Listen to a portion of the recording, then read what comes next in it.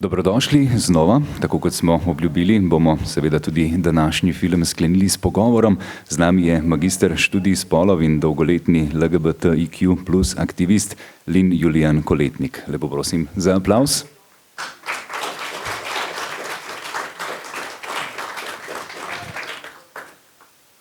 Običajno, ko govorimo o filmu, se največkrat na začetku soočimo z mnenjem, ki ga imajo seveda režiserji oziroma režiserke. In naj povem, kako je Estibaliz Urresola Sola-Goren napovedala svoj film. Pravi, v svojih filmih si vedno znova zastavljam vprašanja, kot so: kdaj ugotovimo, kdo smo? Kako je naše razumevanje identitete povezano s telesom? Ali je samo identiteta zgolj intimen in oseben občutek? Ali nanjo vpliva tudi zunanji pogled?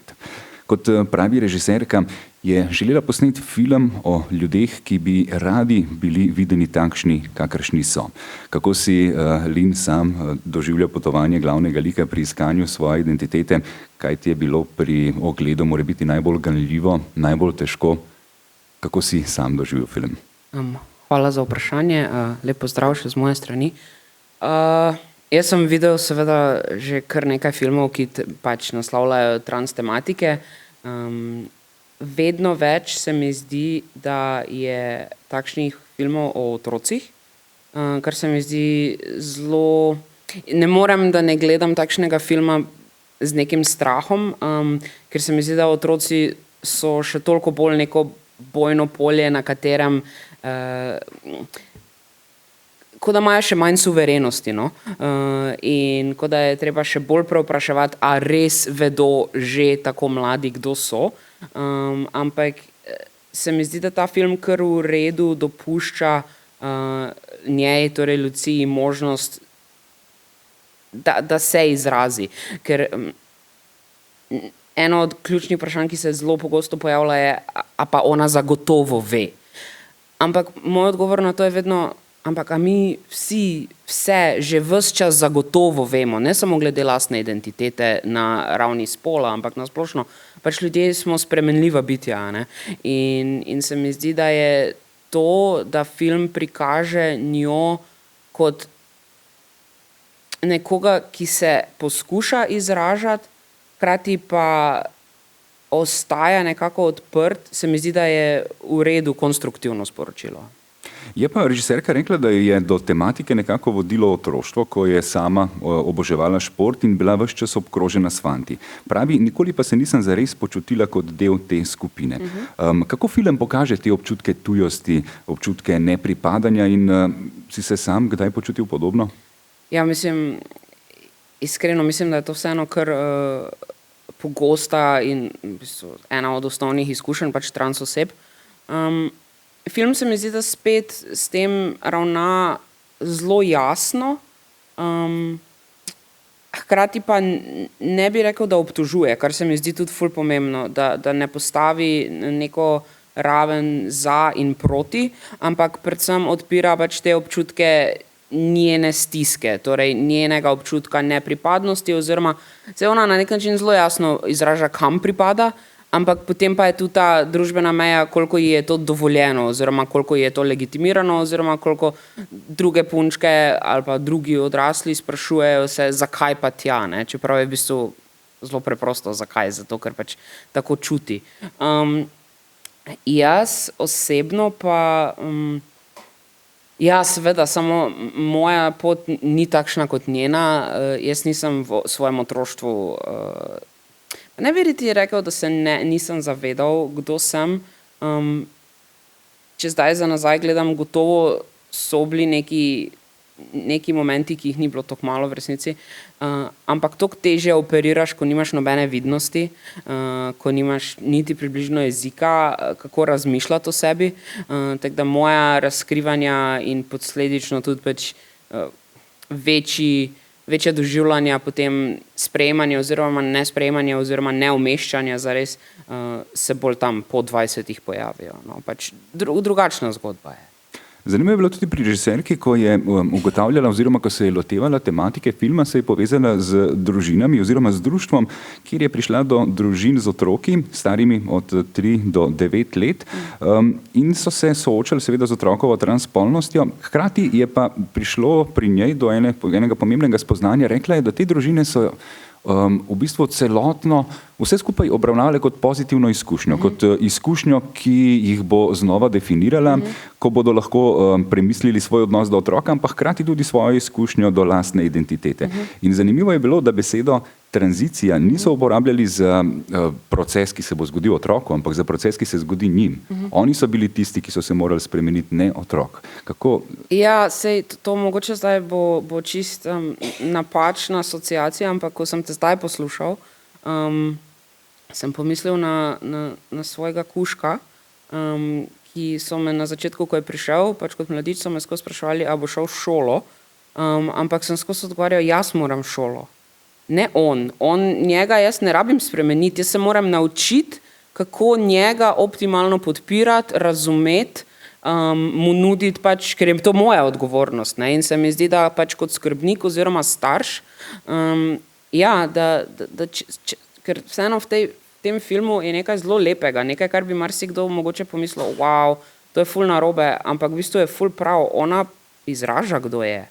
Kar pomeni, da se očitno vsaj do neke mere počuti dovolj svobodno, tudi da je bila dovolj opolnomočena, da lahko to izrazi, ne tišči tega v sebi še nadaljnjih 10-20 let, kar se tudi dogaja. In to, da pa je to sprememba za celo družino,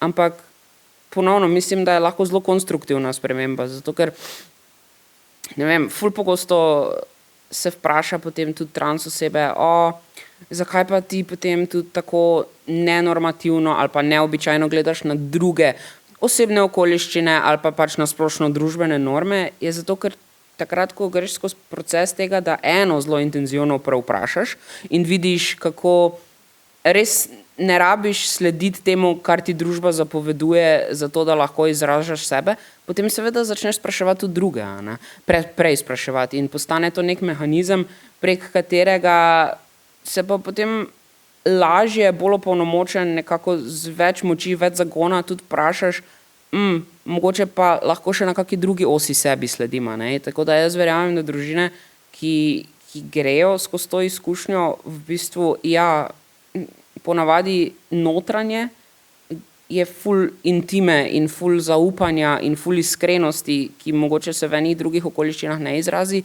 tista večja bremena, ki pa so pa ponavadi družbena, ko pride s trkom pričakovanj in predsodkov in normativov. V filmu smo seveda videli, kako se je tudi spreminjal odnos med materjo in otrokom. Kdaj se ti zdi, da so bili tisti ključni trenutki, ki so vplivali na razumevanje med njima? Mislim, poleg tega zadnjega prizora, ki se mi zdi zelo poveden in se mi zdi tudi, se ni čist zaključek filma, ampak zame na nek način je, ker vseeno ta film ni samo o njej, o zgodbi Lucije, ampak pač o družinskem settingu. Ful mi je zanimivo bilo gledati, ker mama je v bistvu ves čas nekako jo vzgajala oziroma jo poskušala vzpodbujati, da je v redu, da je tako, kot je, da spola nista samo dva, da stvari niso spolno zaznamovane, kot so oblačila ali pa, ne vem, dejavnosti, karkoli takega. Nekako so pa i drugi, torej teta, babica oziroma njena mama, so ji pa ves čas, se mi je zdelo, so jo pa nekako usmerili nazaj v ta binarni kalup. In se mi je zdel, čeprav je bil dosti subtilen ta njen upor temu, oziroma niti ni bil zares upor, bilo je pač, nisi pustila do živega, se mi zdi, da je bila ena zelo lepa zaščitniška drža do svojega otroka. Verjamem, da se je tudi v občinstvu že porodilo kakšno vprašanje oziroma da je film služil za izhodišče in iztočnice, za marsikakšen razmislek. Če je kakšno vprašanje, kar naznanite z dvigom roke. Upam, da ne bom tudi koga na balkonu spregledal. Je že kakšno? Ok, boste imeli še priložnost, tako da kar počakajte. V bistvu mi je bilo še zanimivo, na kakšen način lahko sploh poveva, kako je pri nas v Sloveniji na tem področju trenutno urejeno, kako sploh poteka tranzicija, na kakšen način, kaj so tiste stvari, ki bi jih bilo vredno prej sprašati in spremeniti. Ja, torej, mislim, tu moram, preden začnem razlagati, kako poteka, dati eno veliko opombo. Ta postopek je popolnoma drugačen za mladoletne osebe in pa polnoletne osebe. Tako da to, kar smo spremljali na filmu, je v bistvu poleg nekaterih stvari še največji del, ki zadeva mladoletne osebe. Torej, ko si ti pod 18, pa tudi v drugih državah je tako, je socialna tranzicija, torej to, da ti v družbo vstopiš kot ti, tako kot sebe doživljaš, največji del. Ljudje skozi pomislijo in populistični mediji so polni tega govora o spremembah spola in operacijah pri mladoletnikih in to ne samo, da je pač velika laž, to se ne izvaja. Čist na ravni neke telesne tranzicije oziroma medicinske, vse, kar je mladoletnim na voljo, so zaviralci hormonov. To pomeni samo, da se puberteta pač upočasni, pa še to ne kar tako. V bistvu vsaka trans oseba v Sloveniji, to pa velja tudi za polnoletne, samo da pri mladoletnih je ta postopek še daljši, mora najprej v psihiatrično obravnavo oziroma pri mladoletnih v pedopsihiatrično, ki traja odvisno v bistvu od tvojih osebnih okoliščin, ampak pol leta, 1 leto, 3 leta, res je zelo individualen proces. In potem tudi narediti psihološke teste, potem prejmeš diagnozo motnje duševnega zdravja, transseksualizem in šele na to lahko dobiš napotitev do endokrinologov, ki so tisti, ki ti izdajajo hormone, v primeru, da je to, kar otrok želi oziroma oseba želi. Ampak ponovno, nihče, ki je pod 18, obstajajo tudi smernice, ki jih delajo zdravstveni strokovnjaki za transspolne osebe na svetovni ravni. Nikjer ni priporočeno sploh, da se dela z mladimi oziroma da se mladim omogoča dostop do reverzibilnih postopkov. Tako da to se mi zdi ful pomembno povedati, zato ker je zelo pogosto vidimo, neko tako zgodbo, torej nek otrok, ki pač v bistvu trpi, pa bi želel manj trpeti, biti bolj istoveten kot to, kar je, potem pa na družbenih omrežjih pa v medijih pa vidimo, zdaj pa takoj, čez 3 tedne se ga ne se operirati ali pa kaj takega. To so samo pač cenene zgodbe, ki niso nikakor v skladu z realnostjo.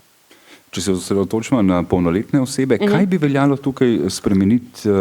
Domnevam, da je kar precej predlogov, kako olajšati. Ja, mislim, ključen je ta, da bi se implementiralo to, kar je Svetovna zdravstvena organizacija naredila leta 2019, in sicer, da je transspolnost iz področja duševnih motenj premaknila v področje spolnega zdravja in reproduktivnih pravic. Torej, depatologizirala je transspolnost. Kar pa ni pa za države članice Svetovne zdravstvene organizacije ta implementacija obvezna, ampak je poljubna, torej je odvisna pač od tega, kako država sama implementira te diagnoze. In v Sloveniji je za to odgovoren Nacionalni inštitut za javno zdravje, ki je sicer, koliko sem govoril z njimi, naklonjen temu, ampak ne gre to za to, da je samo ta sprememba bila uvedena, ampak je v bistvu šla ta klasifikacija bolezni, ki je torej 2019 šla njena posodobljena različica, 11, je spremenila na splošno na področju zdravja od približno 20,000 diagnoz na 50,000 diagnoz. In to so neki sistemi, ki si jih najbrž niti predstavljati ne moremo, kako zapleteni so za sploh ustvarjati neke načine, kako to implementirati. In tudi prevajati vse. Rekli so, da samo prevod bo trajal najbrž par let.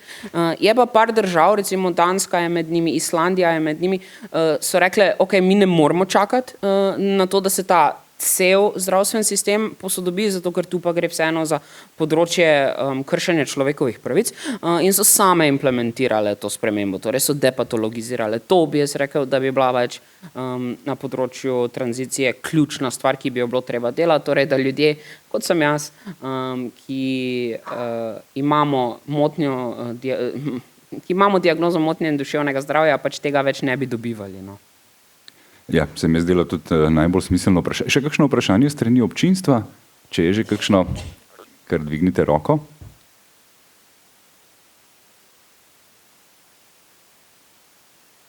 Danes ste majčkeno sramežljivi, ampak verjamem, da se bo to spremenilo. Tako da vas bom še vprašal. Zanimivo mi je bilo tudi, kako sam prostor v bistvu vpliva, če recimo pogledamo na film se dogaja v podeželskem okolju. Verjamem, da ta ruralnost, skupnost, tradicija vpliva na oblikovanje identitet, pa tudi konfliktov v sami zgodbi.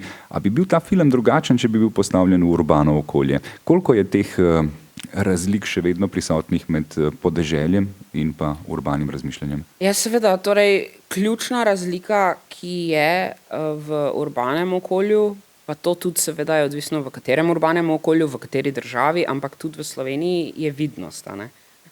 Torej je koliko sebi podobnih ljudi lahko naključno srečaš na ulici, koliko posledično obstaja neke refleksije tebi zate. Jaz recimo sem z Maribora, živim sicer v Ljubljani zdaj že 20 let, ampak razlika že med Mariborom in Ljubljano je ogromna. Tam skoraj da ni momenta, pa redko grem, ponavadi, ko grem pozdraviti svojo babico, zelo redko kdaj na ulici vidiš LGBT osebo. Če jo vidiš, je ponavadi ta izkušnja opremljena z nekim nadlegovanjem, komentarji itd. Dočimer v Ljubljani ne rečem, da je optimalno, še vedno se dogaja nasilje, ampak je pa vseeno veliko boljše, da se nekako dihati tukaj. In iskreno mislim, da je to edini kraj v Sloveniji, kjer je pač še najboljše, kot je lahko. Ruralna okolja, ljudje tam so pa pač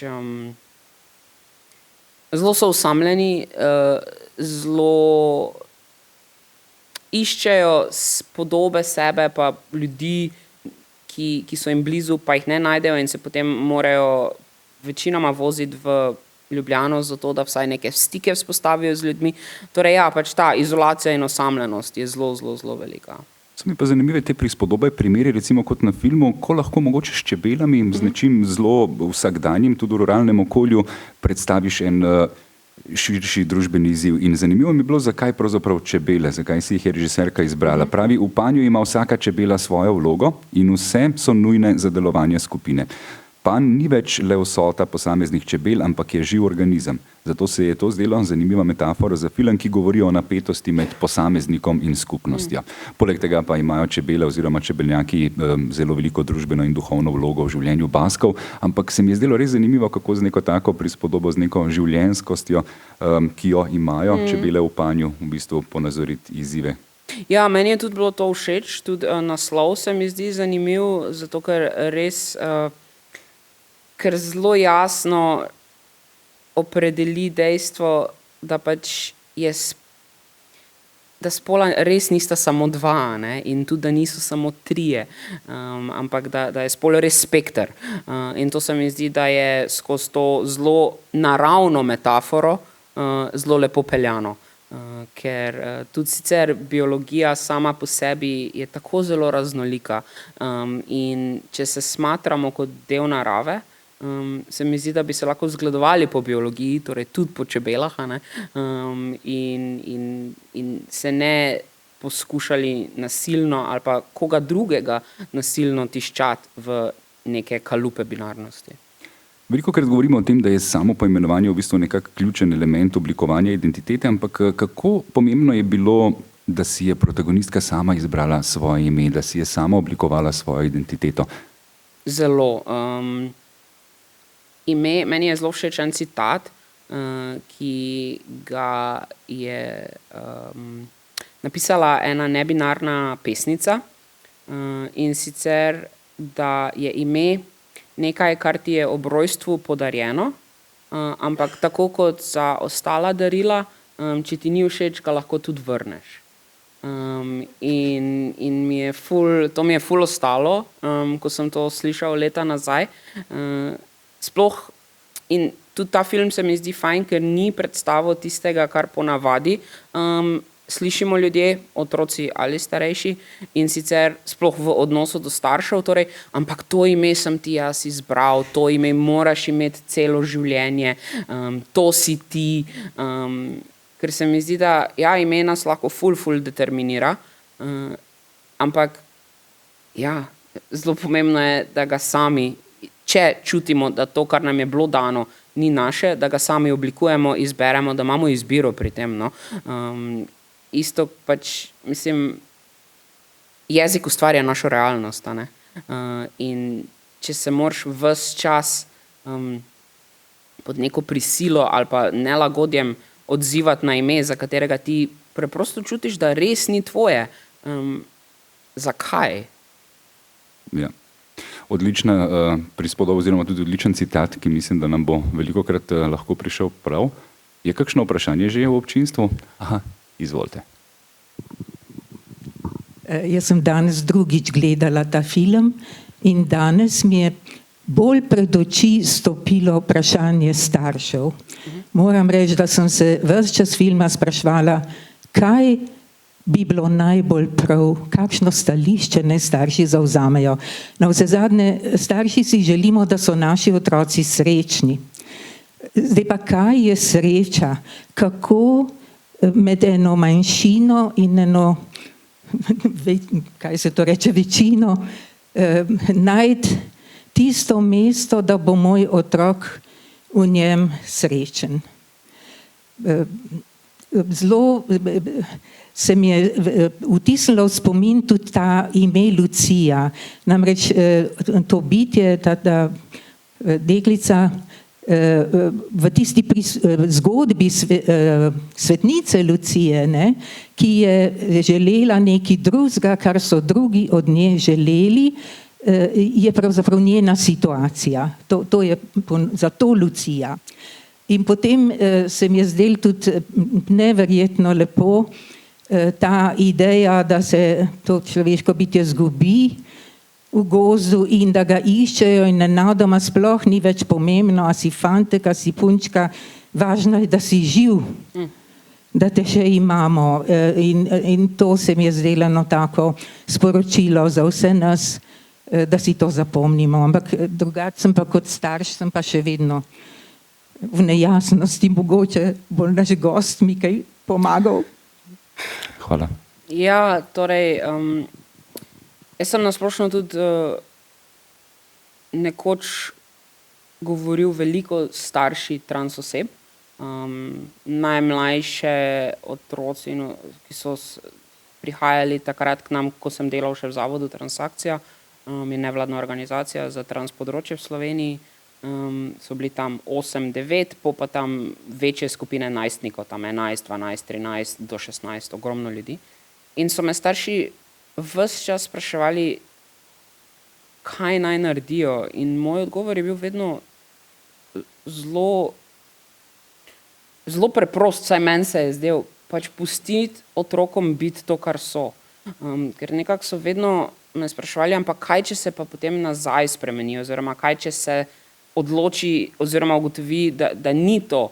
In sem jim vedno govoril, ampak a ni boljše, da imajo otroci izkušnjo, da ste jih vi podpirali v vsakem primeru, tudi če čez nekaj let ugotovijo, da jim pa to ime ne ustreza več ali pa ta način oblačenja ne ustreza več, kot pa da so še v najožjem krogu, torej družine, kjer bi naj ljubezen bila brezpogojna, jim je bila ljubezen pogojevana oziroma sprejemanje pogojevano. Teda jaz bi rekel, ja, in se strinjam, gospa, z vami, meni se tudi ta film zdi ful film o odnosu med otrokom in staršem in nasplošno pač ravno to, kot se mi zdi film o Luciji, se mi zdi tako film o njeni mami. In se mi zdi, da je fajn prikazan v tem kontekstu, zato ker je ne medikalizira, ne ustvarja takoj nekih situacij, kaj pa bomo potem, kako pa oče malo upelje to, ne, ker se mi zdi, da je tudi bilo treba to reprezentacijo dati. Torej, ja, naj bo doma, kar je torej to ločevanje na privatnost in javnost, ker seveda javnost je tista, ki bo prinesla stiske in težave, ampak se mi zdi, da mama pa zelo lepo to spelje v smislu, da ji pač daje svobodo biti, no. In se mi zdi, da je ključno, kar bi naj starši počeli. Hvala za vprašanje. Še kakšno vprašanje? Je pa zanimivo res ta v bistvu pogled skozi otroško perspektivo, ker se mi zdi, da po eni strani marsikdo razmišlja, kdo ima pravzaprav pravico definirati identiteto otroku in mogoče so ravno taki poskusi, ko je glavni protagonist otrok toliko bolj na tankem ledu. Zelo. Ravno zato, ker se otroke, se mi zdi, na splošno v družbi smatra kot neka bitja, ki dokler ne pridejo do neke starosti, in to mislim, da je v raznih kulturah tudi, da je ta starost drugačna, ne? Kdaj si ti smatran kot dovolj star oziroma stara, da veš, kdo si. Ampak hkrati bi pa tu opozoril na dejstvo, da pa je med mladimi trans osebami, tudi med starejšimi seveda, ampak zdaj se res fokusiramo na mlade, njihovo duševno zdravje in v Sloveniji in v tujini na podlagi mnogih raziskav pač res zelo, zelo slabo in izjemno bolj pereče, kot je, če delamo primerljive, oziroma če gledamo primerljive raziskave s splošno populacijo. Več kot 50% trans oseb in trans mladih razmišlja o samomoru, torej 1 od 2 oseb. Imajo anksioznost, imajo depresijo, imajo izkušnje samopoškodovanja. 100% več mladih ima izkušnje z motnjami hranjenja, kot jih imajo pač mladi iz splošne populacije. To so vse načini, kako se ta izjemna stiska oziroma konstantno zanikanje biti, kdor si oziroma ne biti, kdo si, izražajo. In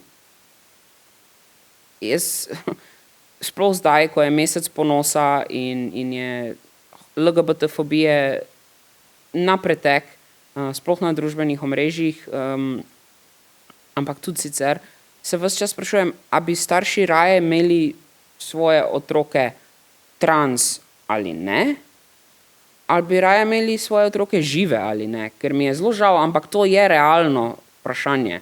Pa mogoče se sliši ful grozno, ampak tudi v Sloveniji jih poznam, so tudi mlade trans osebe, ki so naredile samomor, zato ker preprosto pač niso zmogle več. In to, da živimo v državi, kjer pač se o tem ne govori še vedno zelo, zelo javno, to ne pomeni, da tega ni. Aha.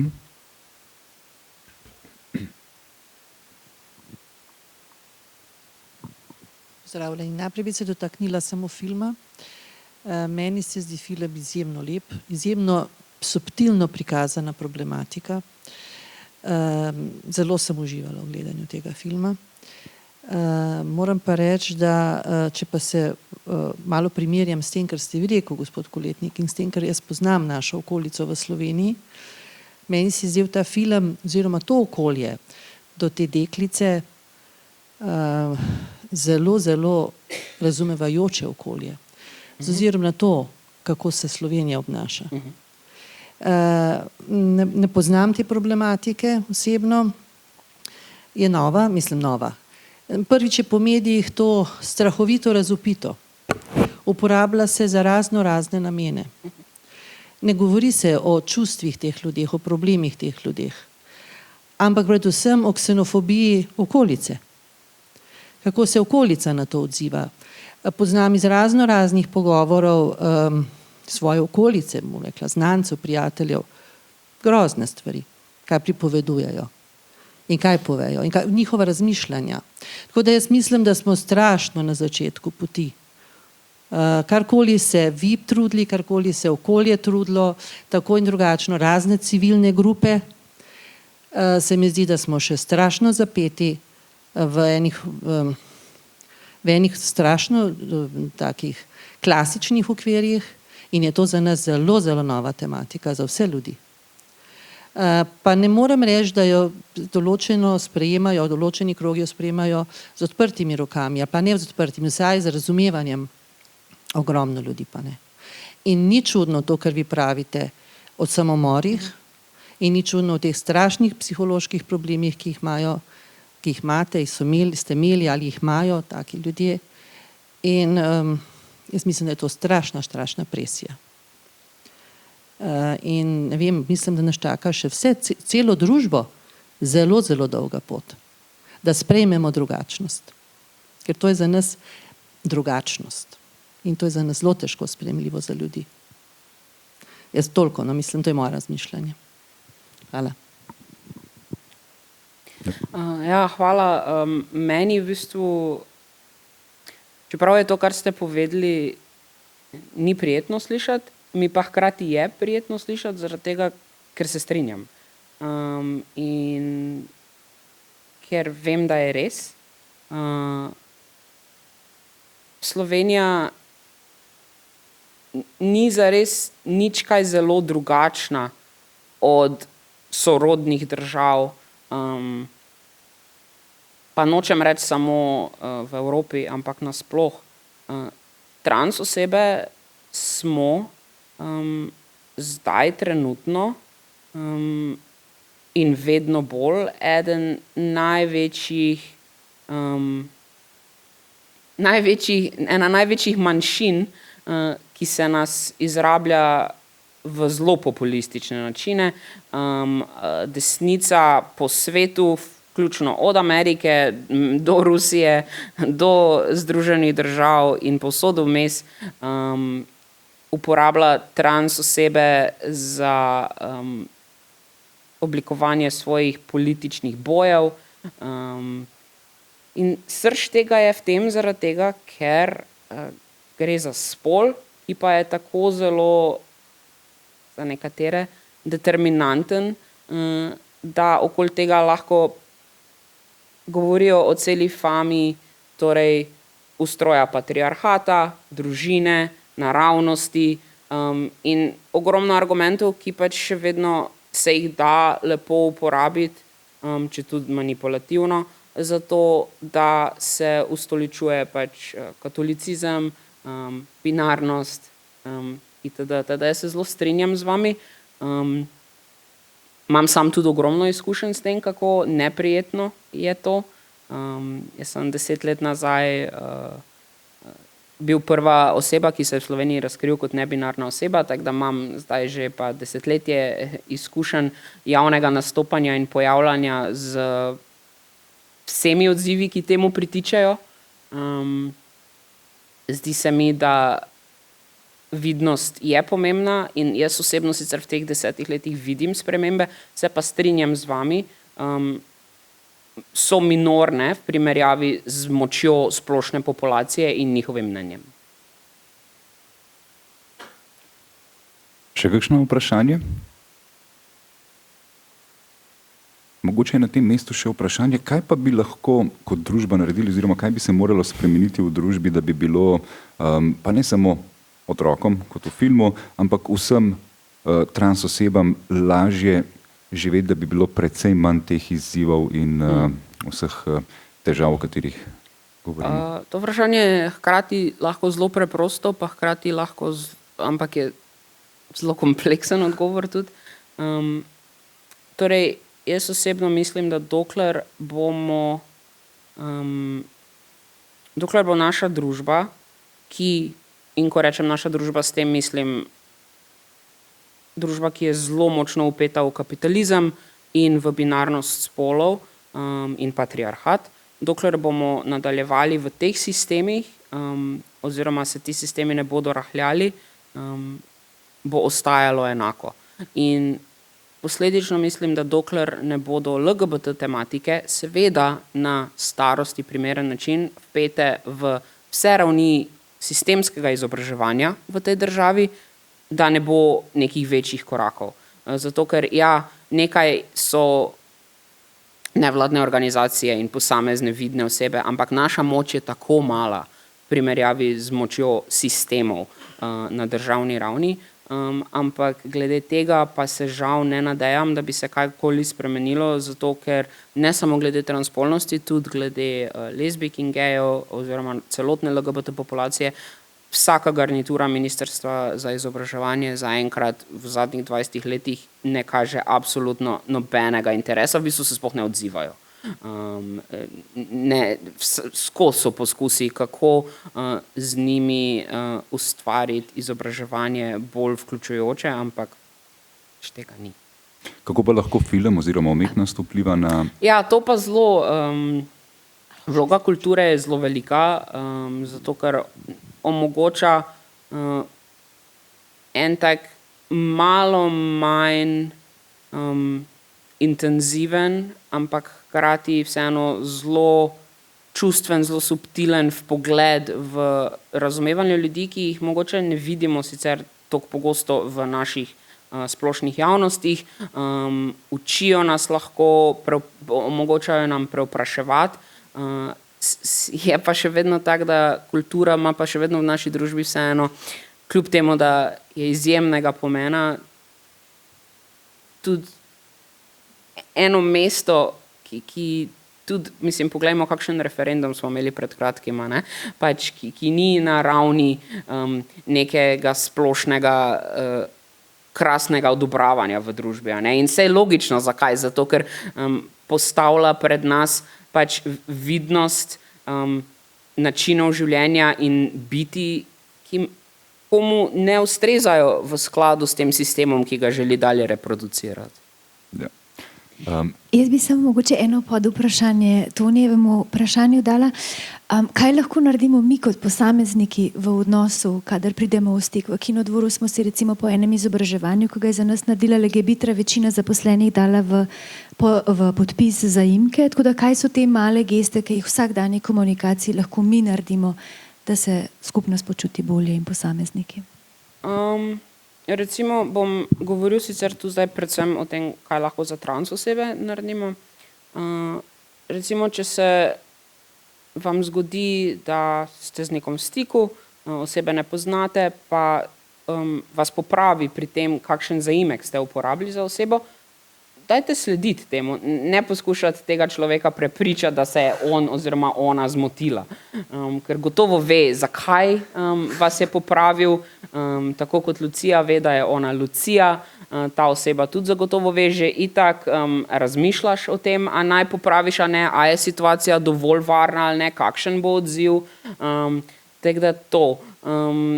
Potem na splošno, pa to ni lahek proces, ampak se ga tudi da strenirati.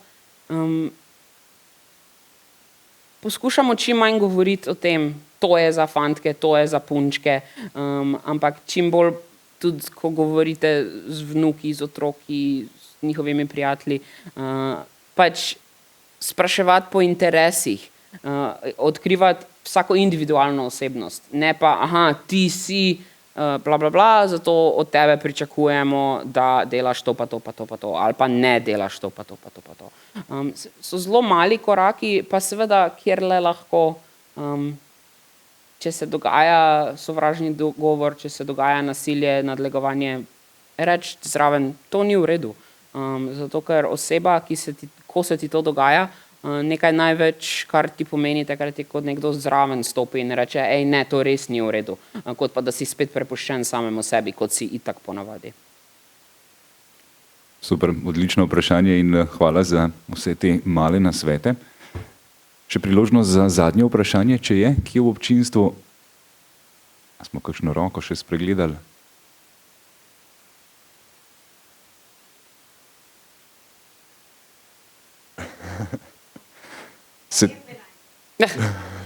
Ja.